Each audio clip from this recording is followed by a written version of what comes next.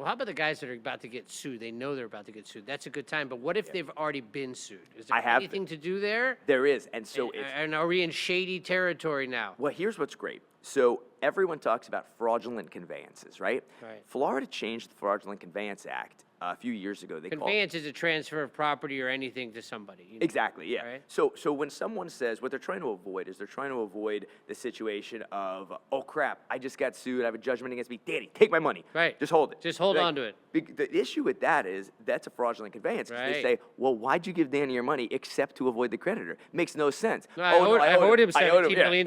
Exactly, exactly.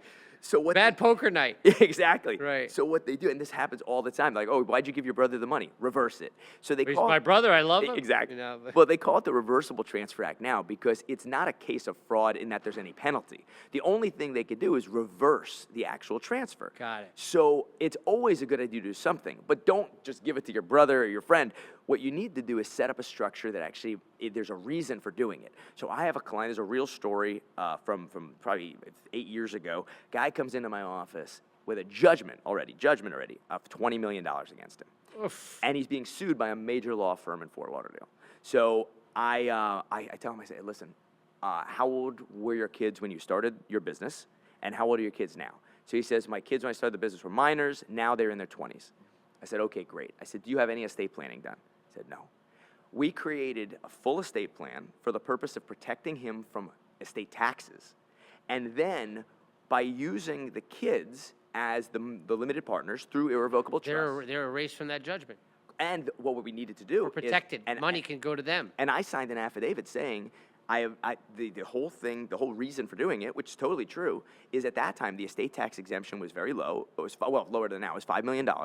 He was in excess of $5 million drastically. We were afraid of it dropping more, and we said we have to do this now.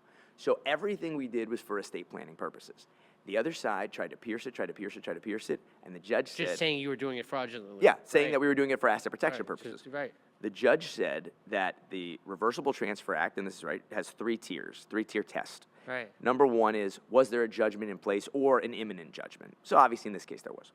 Number two was, did the transfer of property make the person insolvent for the purpose of paying the judgment? And that's debatable because he still had control as the general partner. Right. But number three was there a legitimate reason for moving the assets from an unprotected to a protected place other than avoiding the creditor? Well, there you're good. And estate planning is the way to go.